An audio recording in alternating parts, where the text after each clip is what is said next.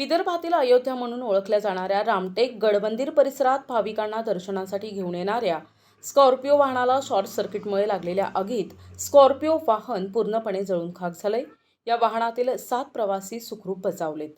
प्राप्त माहितीनुसार त्रिमूर्तीनगर नागपूर येथील वाहन मालक गजानन आरडे यांची स्कॉर्पिओ हिनं नागपूरवरून 7 प्रवासी घेऊन चालक राजेंद्र तडस समुद्रपूर हे रामटेक येथील प्रख्यात गडमंदिर येथे नागपूरहून 7 प्रवासी दर्शनासाठी घेऊन आले। गडमंदिर परिसरात येताच अचानक वाहनाच्या बोनेटमधून धूर निघताना चालकाला दिसून आला। त्याने लगेच वाहन थांबवून सर्व प्रवाशांना वाहनाखाली सुखरूप उतरविले आणि बोनेट उघडून आग विझविण्याचा प्रयत्न केला असता बोनेट उघडले नाही। त्यामुळे आगीनं विकराळ रूप धारण करत पूर्ण वाहनाला ताब्यात घेत धो जळू लागली। याची माहिती तात्काळ अग्निशमन दलाला आणि रामटेक पोलिसांना देण्यात आली। अग्निशमन दलानं तात्काळ घटनास्थळ गाठले आणि आगीवर नियंत्रण मिळवले।